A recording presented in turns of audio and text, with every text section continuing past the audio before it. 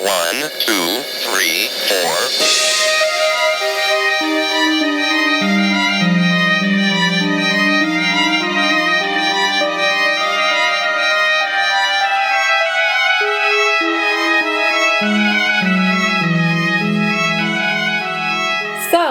Hi guys, I'm Marie. And I'm Maddie. And we are here recording Lost in the Woods.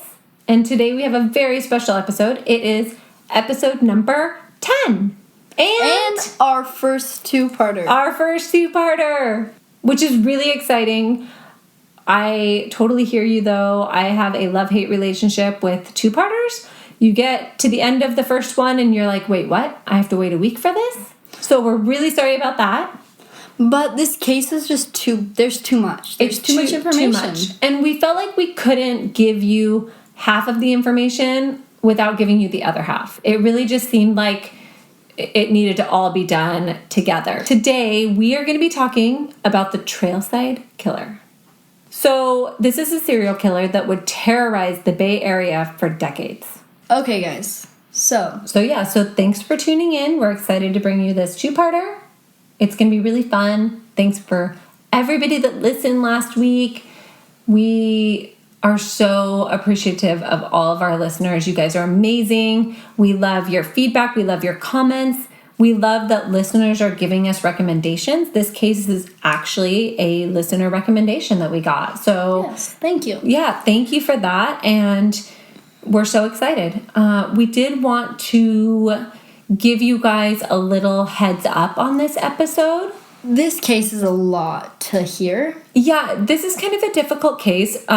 Next week, I think, is a little rougher than this week. But if rape is something that you struggle with, proceed with caution. Yeah, you might want to be ready with your fast forward button. Just be prepared. We're not going to give any of the gory details. We're not going to give any real in-depth specifics. We are going to leave those out, but we will be letting you know when it happens. So just be ready or just be warned. We don't want to shock anyone. It's a big case. There's a lot going on in it. So this week's episode. We don't really get into the woods as much. Yeah. You guys might be like, hey, you guys, this doesn't have anything to do with hiking or backpacking. We get into the woods a little bit, but not as much as we will normally do. Or we will next week. Yeah. So this episode is just a build-up on what has created David to be the... Yeah, it goes over his past and his earlier crimes. You'll hear all about that.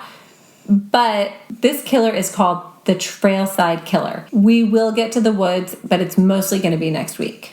Yes. So don't be like, hey guys, what's going on? This doesn't have anything to do with the woods. This isn't working for us. We'll get there, I promise. Hang in there. It's just pretty important of his build-up to find out. Yeah, we wanted to make sure that we included it. It was important information. It's kind of vital to who David becomes. All right, so here we go. The Trailside Killer, if you haven't heard of him, is David Carpenter. He was born May 6th, 1930. He's from San Francisco. He also had a younger sister named Anne. A few things about him. He was left-handed. He had a really bad stutter. Really bad. People said it was hard sometimes to carry on a conversation with him because his stutter was so bad. And he also wet the bed far into his teens. Okay, so his father wasn't really a major figure in his life, and his mother was very dominating and ran the household. Yeah, really mean. Very, very mean and abusive mother. So his mother forced him to write with his right hand. Which, remember, he's left-handed, so this would not be an easy thing for him to do. No, my left hand is useless. Yeah, exactly. That's what I'm saying. Yeah. I swear this thing doesn't have any purpose. Okay, so his mother also made him take ballet and violin and made him dress up as a fancy schoolboy when he was just in public school. Yeah, and fancy schoolboy, I think, is a term that he used, a negative term. So, she had him dressing like a child would dress to go to private school, but he was going to public school. So kids made fun of him a lot for this, and he also did not want to do ballet, and he did not want to play the violin. Yeah. So David was bullied at school and at home, and his mother beat him and even beat him for stuttering. Yeah, which, if you guys know anything about a stutter, any kind of stress will make it worse. Yeah. Right? So if you're stressed out or if you're abused, or none of that is going to help your stutter. No, not at all. He got good grades, though, so he was obviously a smart kid. Right. So David would also pull the wings off of bugs to shock his classmates.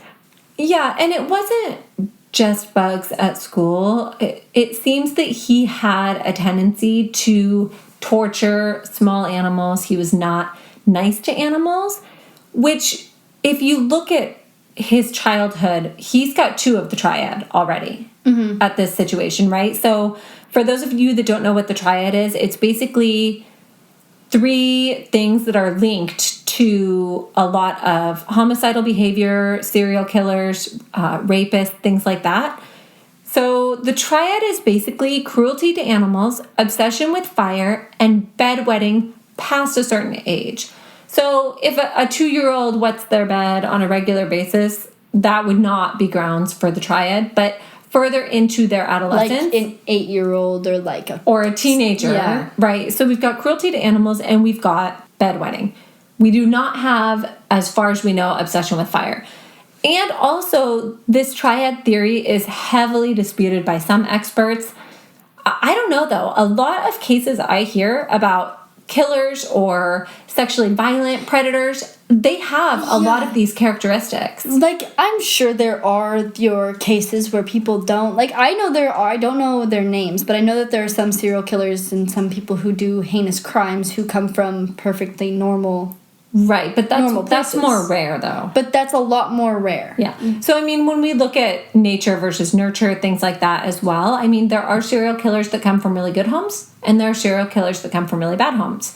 And there's normal people that come from really bad homes. You know, don't end up being serial killers. Right, so it kind of goes all ways. We're not here to dispute, like, nature versus nurture. That's not our point, although we might have our theories on that. Yes. Yes, but you guys don't need to know what our theories are. It's like that one quote in when Hotch is talking to the guy, one of the criminals, and he goes, "Guys, people who are abused either grow up to be like you or they grow up to be like me. They either grow up to create the crimes or they grow up to stop the criminals." Yeah, we watch a lot of Criminal Minds. I watch a lot of Criminal Minds. And since we're talking about a serial killer, and we watch a lot of The Office too. If you hadn't picked that up. So, you know. Anyone ever want to get into an office competition about anything? I'm right here, and I am down to do it because I will beat you. We have both watched it many, many times. Okay. At 14, David was committed to Napa State Hospital for unspecified sex crimes. Yeah, so my thought behind this, I couldn't find more information about it, but I would say that an unspecified sex crime is probably that he sexually abused, I would guess, a family member, and they didn't want to have him get in trouble necessarily for that, but they wanted him to get help. Do you know what I mean? So he was sent there for, like, unspecified sexual crimes. It might be something like that, where it's a family member or something. I'm not really sure, but... Interesting. Mm-hmm. So, at 17, David molested 2 of his cousins. And you guys, one of them was, like, 8 years old. God. For those crimes, he was sentenced to California's State Youth Authority until he was 18. Which doesn't seem like a lot of time if this is when he's 17 already. And who knows how far he was into being 17. But, he was a minor. This is back in, what, the 60s? It's before the 60s. Because he was born in the 30s. So we're probably still in the 30s. We're in the 40s because in 1948 he was okay. So this is back in the 40s. So I would assume I would do more than assume that sex crimes aren't taken as... Well, I think they have a harsher sentence on them now, even for minors, than they did back then, probably. I would assume. Yeah. A psychiatrist concluded that David had learned to take out his anger sexually. Sounds like it. Sounds like a great way to control your anger. I wonder what made them, like, was he angry when he committed these crimes? I mean, we don't really know. I think because maybe they were against family members, we don't have as much information about them. But it must have been throughout his treatment that it was concluded that this was a acting out because of that. David's hatred of women most likely came from his mother.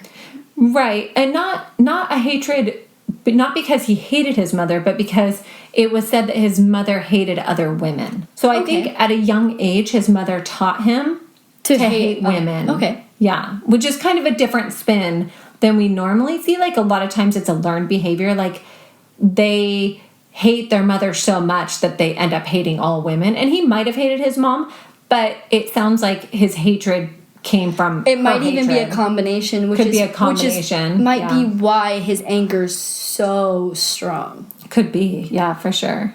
So his stutter seemed to disappear during his sexual crimes or anger or whatever was going on. Well, and a lot of that, I think, comes down to control, right? Like, when somebody who does have a stutter, when they feel in control of a situation. Which I'm sure he felt in control of those situations. I'm sure he felt in control, so he's able to control it during those times. In 1948, when he turned 18, he was released like a wild animal. Then we move on to 1955. So he kind of kept clean for a while, it sounds like. 2 years. Yeah, or wasn't caught for anything. Just because it looks like on his record, that he was silent for a few years. Doesn't mean he was. Who knows? And also, a big thing with rape victims is that a lot of them don't come forward. Especially, this is in what, the 40s, back 50s? back then, yeah, for sure. So in 1955, he worked as a purser on a Fleetwood, which traveled from San Francisco to Japan. So if you don't know what a purser is, it's like a concierge of a ship. This gave him a lot of access to people, right? That would come on the ship. Yeah. Good. I know, Perfect. Right? So a woman named Roberta Patterson actually complained about David. She said that she was really worried about the way he treated her 14-year-old daughter. She felt like he was really inappropriate with her, like would whisper, would put his arm around her, things like that. And she even complained to the captain of the ship, but nothing was done. Remind you, Yeah. we are now in 1955. Yeah. Which makes David Right. 25 years old. He's 25 years old. So November 5th, 1955, he got married to Ellen Huddle. But don't worry, she wasn't his first choice. Right. He actually tried to get with her sister first, and she rejected him. So Good. Ellen was the fallback, I guess. Which, can I just tell you right now, like, if somebody actually dated my sister, I have a few of them. If somebody dated my sister before dating me, I'd be like, no, thank you. That's not happening. I've had guys that have tried to, like, be interested in me, and they've dated, like, one of my cousins or something, and I'm still like, no. Yeah, no good. That's no good, No you guys. good, no. No good. And no man should go from one family member to another family member. Yeah, Leave pick the a family. Pick a new family, for sure. So they had a son, Michael David, a daughter, Gabrielle, and a daughter... Circe. That's a cute name. Circe. And they were a seemingly normal family. Like they always are. Like they always are. Always are. Ugh. So on July 12th, 1960, Lois Deandrit, 32, was walking down the street heading to the bus stop. David offered her a ride, something that he had actually done before because Lois actually worked for his father. So they knew each other, right? He asked her if she wanted to come and see his new baby really quick. Because they had just had Circe. Yep. And then he would take her to the bus stop. She didn't really want to. She felt like she didn't really have time to go. And he looked so sad and started stuttering really bad that she felt bad for him, agrees to go, and gets into the car. You guys. No, Lois, run away. Don't get into the car. Don't get into the car. But this one's kind of more of a hard thing because... They knew each other. They knew each other. Like, she worked for his dad. I totally agree. That does make it very difficult. He's not a stranger. Mm-hmm. She's not getting into some stranger's car and he's not bringing her to her house. Like, but her initial instinct was to not go with him, and I think that that was obviously right, but she only got in the car because she felt bad. Don't be afraid to be rude. Yeah, you guys don't feel bad. Just make up an excuse and get out of there. I'm really glad I don't feel bad about being mean to people. Well, you should feel a little bad about being mean to people. But when it comes to your safety, that should be priority number one. Oh, well, either way. We did teach the 4-year-old today how to escape the arms of a kidnapper. I'm pretty sure our neighbors think we're crazy. Madison and Cadence took turns playing the kidnapper, and they would basically go up and grab her, and she would have to get free. She had the green light to bite and kick. She couldn't I told scream, her not though. to bite me. I told her she could bite Lulu, not me. She did bite Lulu a couple times. But basically teaching her, put your hands up, drop your weight, like kick them between the legs, like kick, scream, She was elbow. hard to hold on to. Yeah, she did a really good job, Not too bad. actually. She didn't take it super seriously. She thought it was funny. But she still was able to get out of your guys' arms. Yeah, true. Yeah. Anyway, so don't be afraid to follow your instincts. So he drives around a bit with Lois and tells her that he's lost. Yeah, what? So he's like, yeah, I'm lost. I don't know where we are. Because he's supposed to be going to his house, remember? So that she can see his new baby, and he is not doing that. And he turns down an isolated road.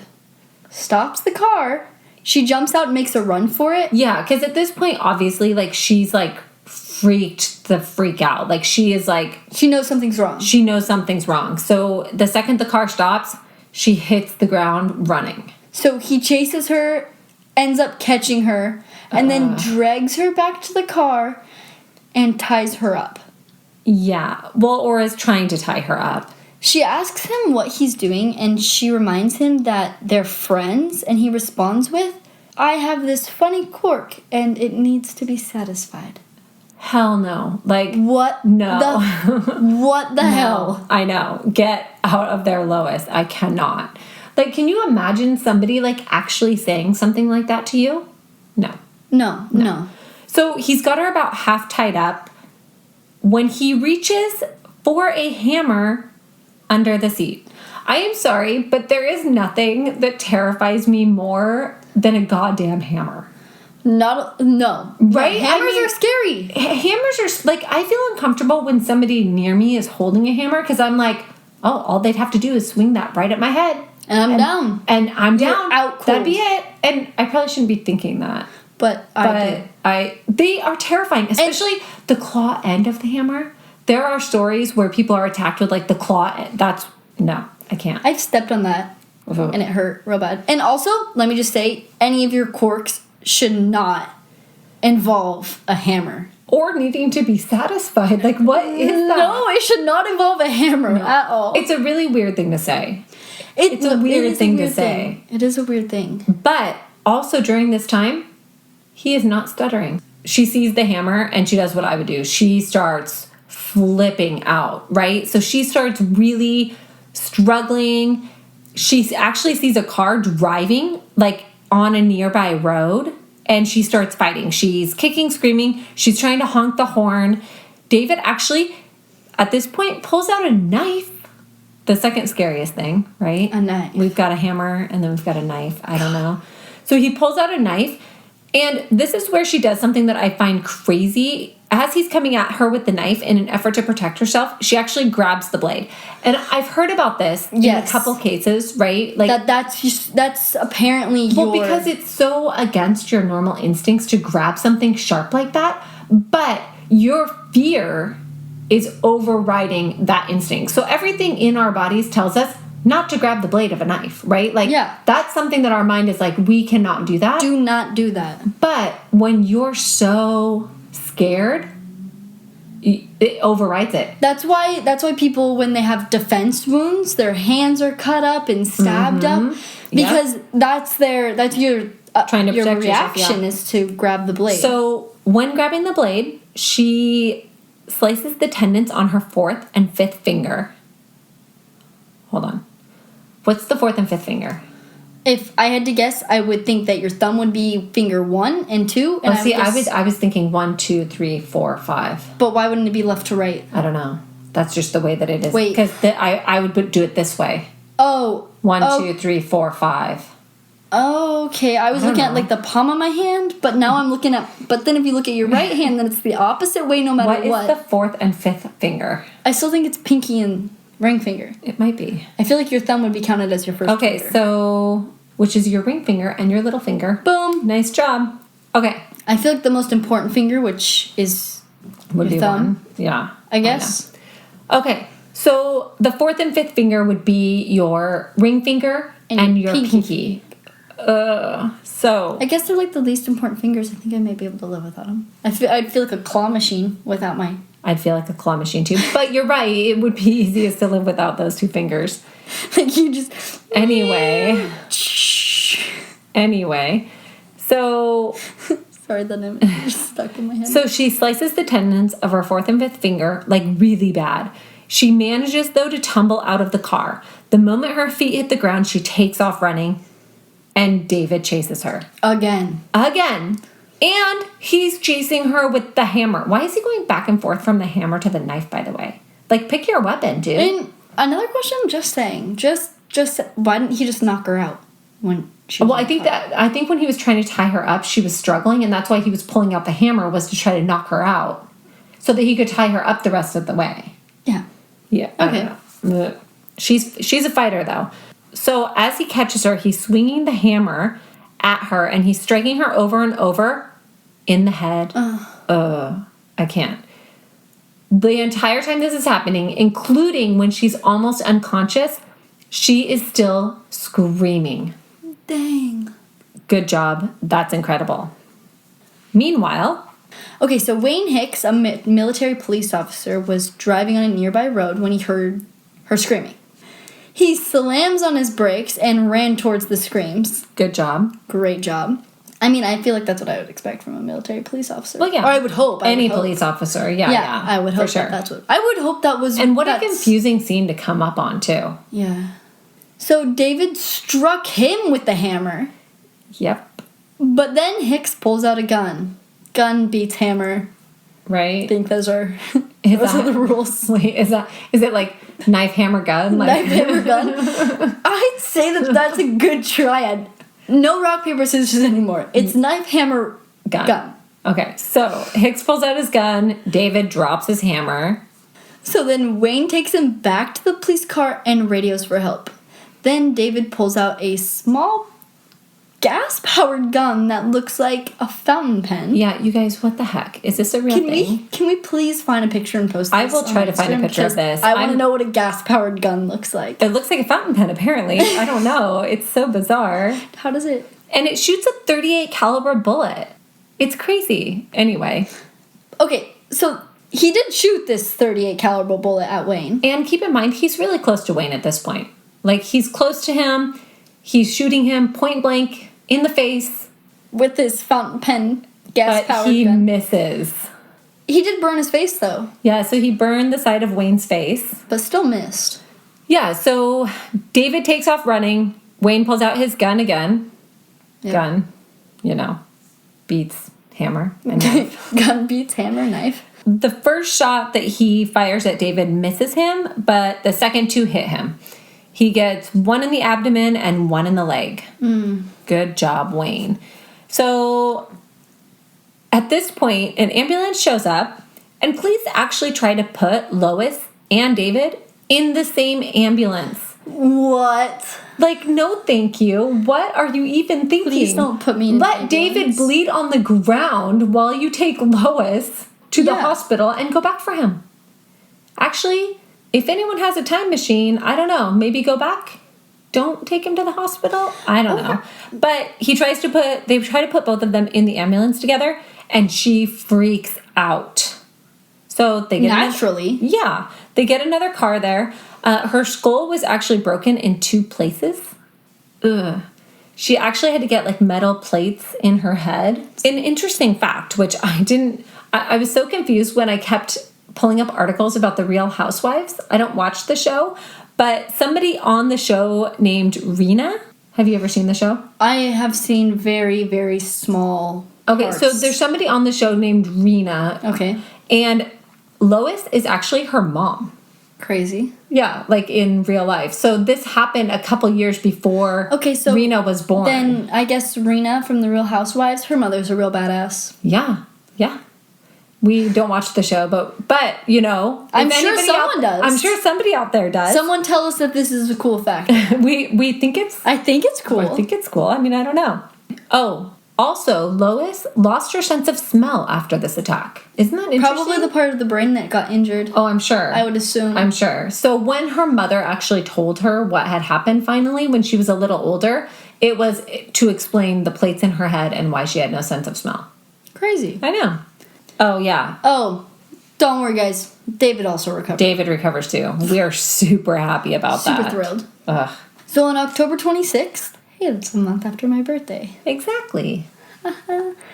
Okay. Hopefully we won't be in quarantine when Madison's birthday comes along. I think that if we are still in quarantine by my birthday, something's wrong. The world is really ending. So I just had my birthday in quarantine, and I'm going to be very upset if Madison gets to have hers out of quarantine. It's only fair. That's not how this works. That is not how this works. Actually, I'm more worried about Lulu's birthday being in quarantine because I want to go to the Great Wolf Lodge. I know, right? True. We don't do anything for my birthday. So, October 26th, 1960, David was indicted on assault with attempt to commit murder. Naturally. I feel like that's fair. Fair. Assault with a deadly weapon. The hammer. Knife. Yep, it had special mention for the claw hammer. Yep. Terrifying. Mm-hmm. And deadly weapon on Officer Hicks. Yeah, so assault with a deadly weapon on an officer, which is a different charge than just like assaulting a civilian. He was sentenced 14 years on McNeil Island in Washington. Right, which is a federal prison, I believe, but the crime actually happened on federal land, so that sort of makes sense. Yeah, because a park. Yeah. So, shockingly, while he was in prison, his wife filed for divorce. Oh! She also claimed in her divorce affidavit that he demanded sex like 3 times a day. Demanded. No man should demand anything. No man will ever demand anything from me. Go on. So, shockingly, David was a model prisoner. Mm-hmm. Good. On April 7th, 1969, you guys, he was released after serving 9 years. Great. 9 years. Hey, I'm just gonna try to rape attacked somebody with a hammer. And shot a police officer. Tried to shoot a police officer. 9 years? So, just months later, when he got out, he remarried a woman named Helen. I don't know much about Helen, but I'm assuming that it didn't go well. She's a great person, obviously. So, obviously, he's a good manipulator. Obviously. He just got out of jail for 9 years, and he talked somebody into marrying him after a couple months. And it's impressive. Yeah, super impressive. Okay, so in January of 1970, a couple months after his marriage, she took a solo trip to Hawaii. Yeah, to me, that's kind of like a red flag, right? Like, maybe something's going on, and they are already taking a break. Yeah. Yeah. So on January 27th, he goes for a drive. Yeah. Do people actually do that? Like, I'm bored, I'm gonna go for a drive. It actually said that he went for a drive to blow off some steam. I don't like that. Okay, so he sees a attractive blonde woman driving her car, and he decides to run her off the road. You guys, can you imagine how terrifying that would be? I can't even imagine. Being run off the road? I've almost accidentally been run off the road. Yeah, but can you imagine, like, knowing it was intentional? Like someone intentionally ran she knew it was intentional.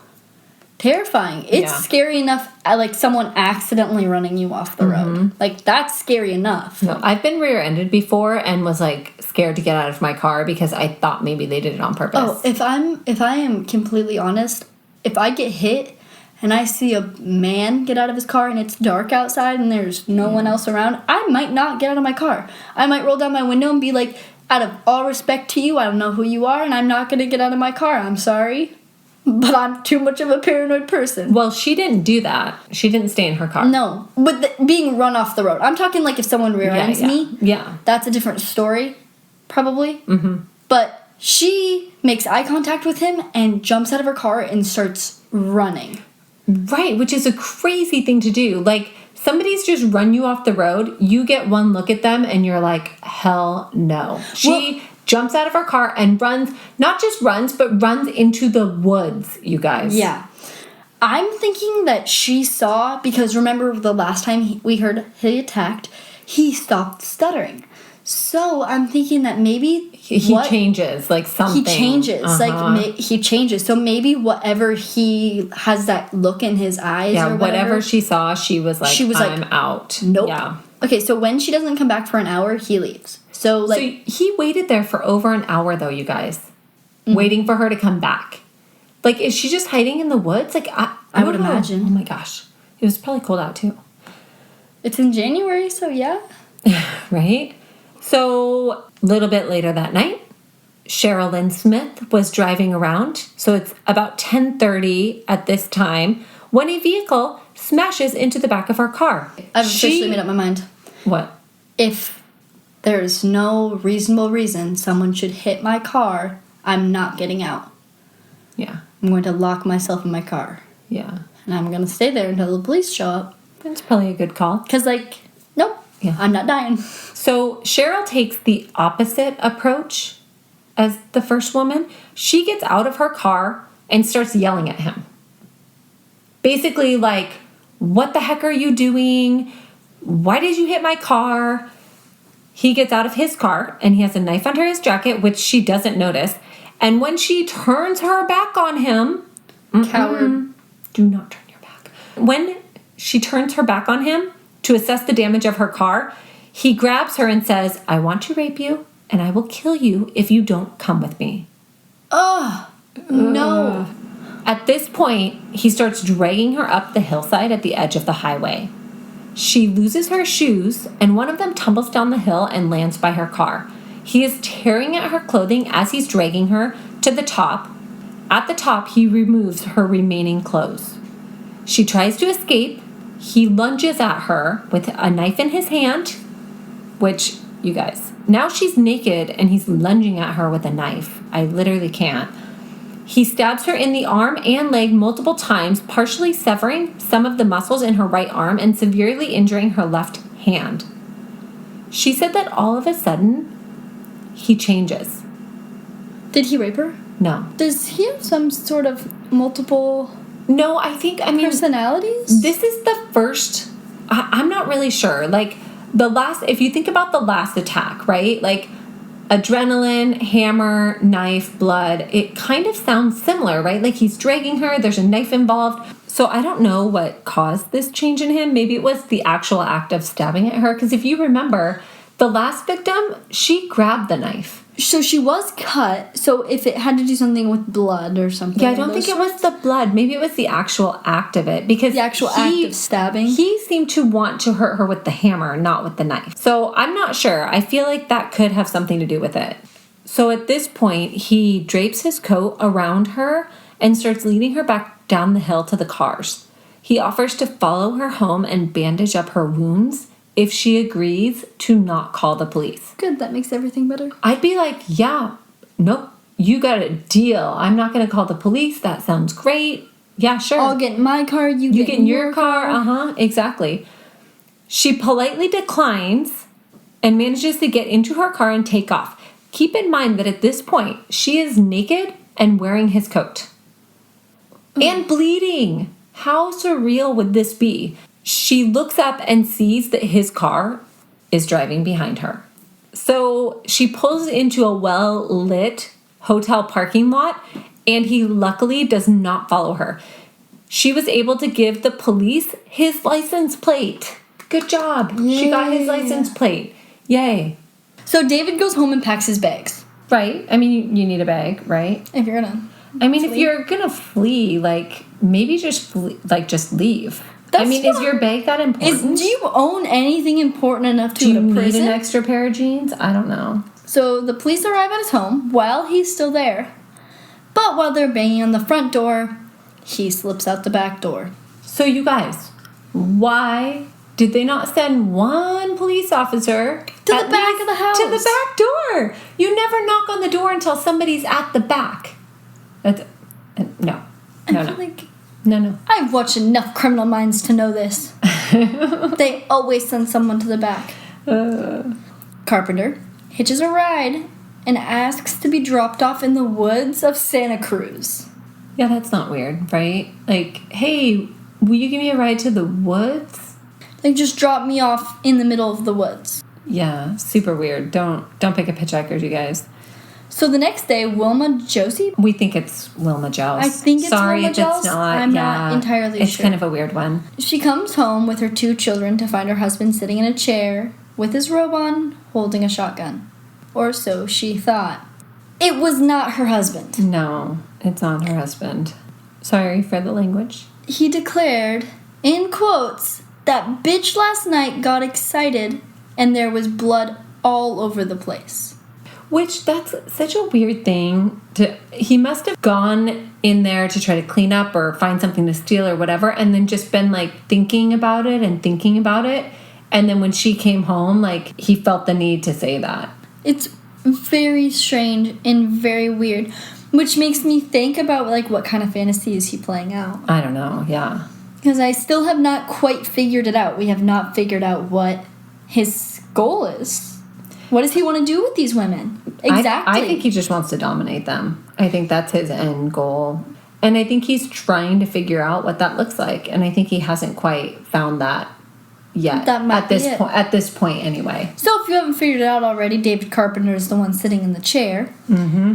He ordered her boys to go to their room. So he ordered Wilma to grab her keys and said that they were going to go for a ride. No, thank you. Nope. Not going to do that. I don't want to go for a ride with you. I don't want to go for a ride. I want to go home. Okay, so they drove to an empty cabin in the woods that had belonged to David's parents. It was empty now, and in that cabin, he raped Wilma. She said immediately after his demeanor had changed and he had become very gentle and took her back to her home and just stole her car. Yeah, and that's kind of a theme that we hear. Like, after an incident, he changes. Like, he's a totally different person when he's in attack mode or when he's in this killer, assault, whatever mode. And then immediately after it, he completely changes. It's like The Last Victim, where he all of a sudden was like, oh my gosh, I'm so sorry. I'm wondering if it's either, like, some form of remorse or, like, he's gotten what he needs or... Well, I think maybe he's struggling with it. Like, he wants to hurt them and he wants to do these things, but he hasn't found the courage to really go through with it yet. You know what I mean? Like, yeah, something. He's testing the waters, I think, a little bit on this one. So on January 29th, 1970, at 8:05, Sharon Odell, who's 25 years old, is in the parking garage of her building. Parking garages scare me. Yeah, I don't like parking garages. No thanks. I don't like them at all. When a man walks up and pulls out a rifle, he forces her into the stolen vehicle, which is Wilma's car that he's driving still at this point.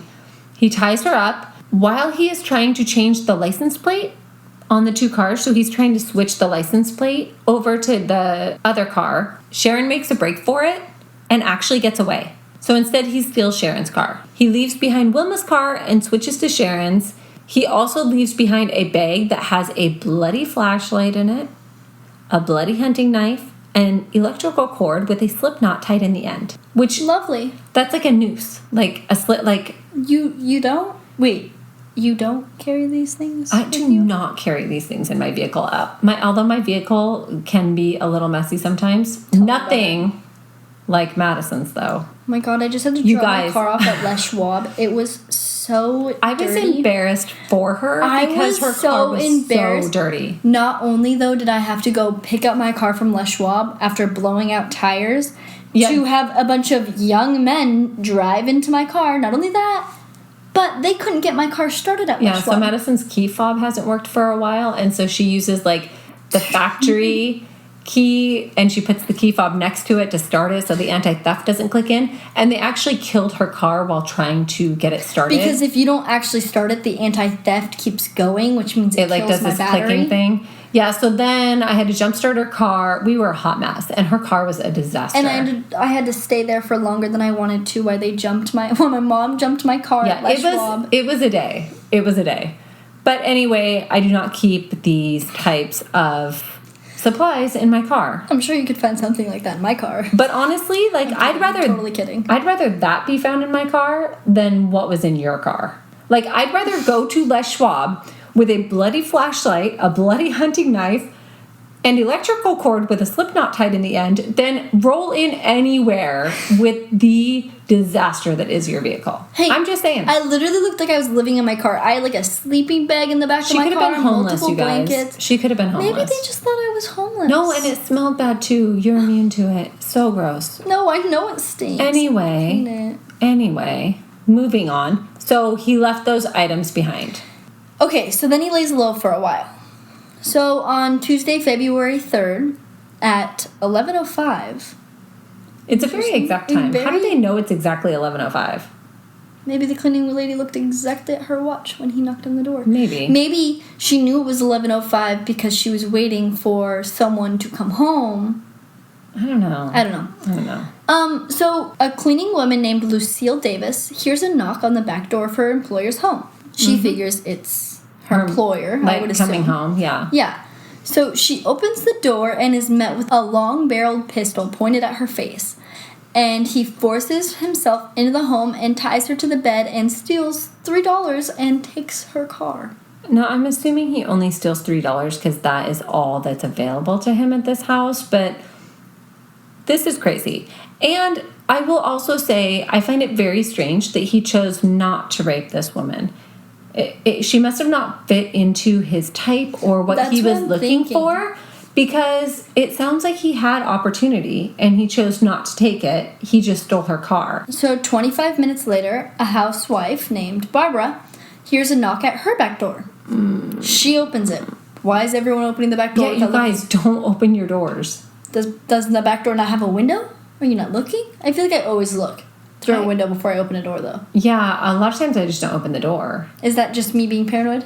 We might be a more paranoid family than most. I always look through the window. Yeah, probably. Is that not... Can someone answer that? Is that not normal? Do you not look through a window? Do you guys just open the door without checking who's there? Like, do people actually do that? Do people actually do that? I always check. Or is that just, like, in the 70s? Like, people felt safer. Maybe they didn't even lock their doors. But I have got to tell you, if somebody knocked on our back door right now, we're downstairs. We're in the recording room. Where I'm looking out the back door. Yeah, we're looking out the back door right now. If we had curtains, which we don't, but if we had curtains and somebody knocked on the door, there's no way I would open the door. No. And I'd be super freaked out that somebody was knocking on my back door. Back door? That's a weird thing to do. Opens the door. This time he demands that she comes with him. So it looks like Barbara fits his type. Right. She says she can't because of her baby.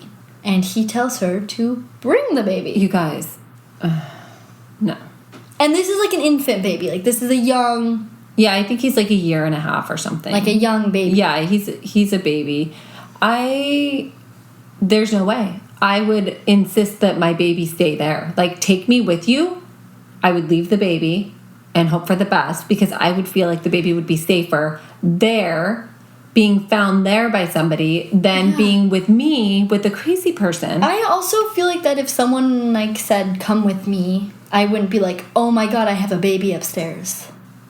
Like, I maybe might not even mention that there's a baby at all. Same. I might to try to get him to change his mind, but there's no way I would take the baby with me. No way.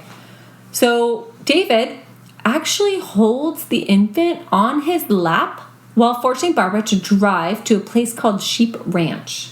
Good. At least he put her baby on his lap to drive. Like, I can't imagine driving a car with a stranger sitting next to me holding my baby. Not even just a stranger. Like, this is a man who has kidnapped you. Yes, who obviously does not have good intentions. No. So once they get there, she sees that he already has a campsite set up and waiting. Or this is a pretty isolated campsite. Yeah, it's like a isolated, like, abandoned area. He makes Barbara undress. He rapes her, and he tells her to get dressed. They then drive towards Oakdale, and again, David is holding the baby in his lap.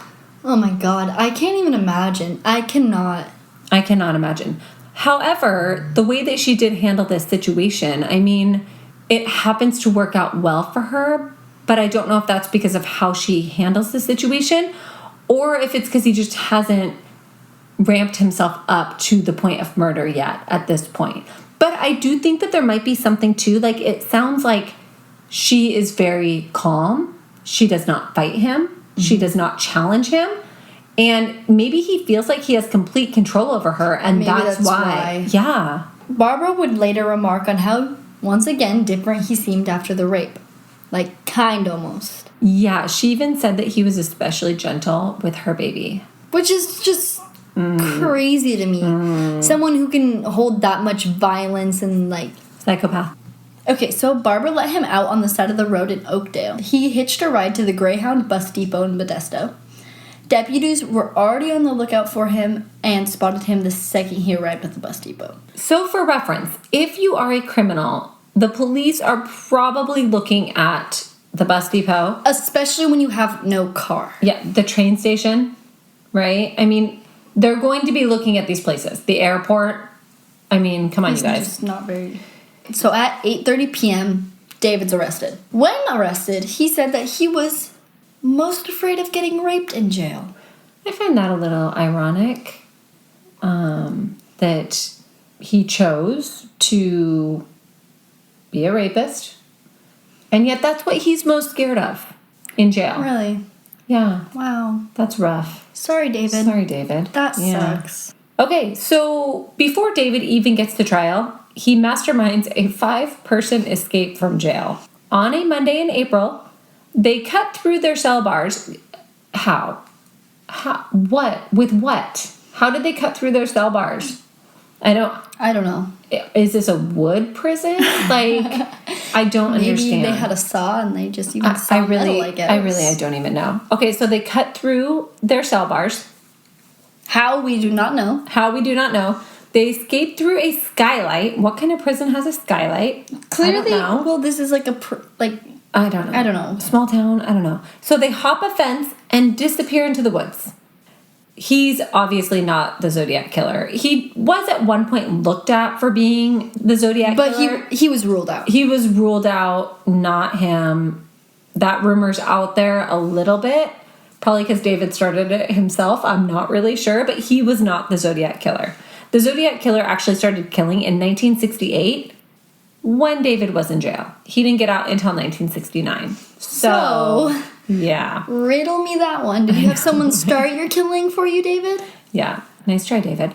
So a couple hours after the Great Escape, the bloodhounds close in on the men who are still just sitting in a wheat field near the woods. They're probably fascinated by David's stories of the Zodiac Killer. Apparently they didn't have an actual plan. Like, they plan out this escape, but then once they got out, they had no plan. Okay. That sounds good, David. Okay, so obviously they were all recaptured. Yep. Shocking. I can't understand why it's such a brilliant plan. I don't know. In October, David gets sentenced for his crimes. His charges... They're basically broken into 2 groups. Okay, so the first group is 2 counts of armed robbery and 1 count of kidnapping, 1 to 25 years. Yes, so he could be sentenced from anywhere from 1 year to 25 years, which doesn't seem like a lot on the 1 year. That seems like a very drastic... It's a very drastic, yeah. Okay, so then the second group is 1 count of auto theft and 1 count of prison escape, which is 6 months to 5 years for each charge.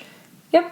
So David spent 7 years in jail for all the crimes that he committed, and he was paroled in 1977. Good. I'm glad. I'm glad. But he did spend 2 extra years for a parole violation. So that technically, I think, is because when he went on this crime spree, he violated his parole that he was already on. So I think that's the parole violation that he spends the 2 years serving for. And maybe that's because they didn't feel like he got a harsh enough sentence. But I just can't believe that he only spent 7 years. I literally can't. For raping and assaulting multiple women? Yeah, kidnapping, stabbing someone. He broke into multiple homes. Yeah, he stole cars. I don't know. But he's also a charmer. He assaulted 6 women. I know. he's also a charmer, so he might have appeared much more normal in this courtroom. Psychopath, because he's a psychopath. So, May 21st, 1979, he's released. One thing to keep in mind here is that David may have been caught and punished for his crimes, but that does not mean he's going to stop. No, David is a raging psychopath. Maybe he'll be more careful about leaving witnesses. Spoiler alert. But he is not done with his crimes yet. That's going to be the end of episode 1. It's the end of all the crap that David did. Yeah, we got to learn about David. We got to learn about where he started and what led him to the path that we're going to talk about next week. We're going to bring you into the woods. It's going to be terrifying. It's a crazy story. You thought what he did was bad now. Yeah, if you thought this up till now was bad, nope. You just wait. You just wait. There's more coming. So, I don't know at what point that interrupted. My sister just called. And since, my mom's computer is hooked up to her phone. Right. Naturally. But we're talking to her, and she's, asking me questions about... They're remodeling the inside of their house, so she's asking me questions about things in our house, because we have a beautiful remodeled house. Yeah, she's just copying everything that we did, basically. But as she's talking to us, she's all of a sudden like, oh my God. And then we can hear her yelling down the stairs, like, are you okay? We think her husband injured himself. We're not She's sure. like, I gotta go. I gotta call you back. So. And yesterday or the day before, I think he drilled through a pipe in the kitchen and flooded the house. So hopefully there's no new damage. But their house is looking really good. It is. But this is what quarantine does to people, you guys. They have to find projects to keep themselves busy. That's why Home Depot is an essential business. And that's why Home Depot is still open. Okay. But thanks for tuning in, you guys. Thank you for listening. Thank you so much for listening. Yes, we have so many new listeners. We have all of the United States except for Alaska and Hawaii. Alaska and Hawaii. You guys, if you know anyone in Alaska or Hawaii, please just text them and tell them to listen to text them and tell them to listen to our podcast. I'm getting mad that I can't scratch those states off. It's driving us crazy. But yeah, thank you everybody who tuned in and who listened and who told their friends about us. We are loving sharing these stories with you guys. We love getting you through your quarantine. We love getting you through the quarantine. We're having a blast. So yeah, thanks for coming. And we will see you next week. For the second part of this episode. For part 2. All right. Bye, guys. Goodbye. Bye. Adios. Hello.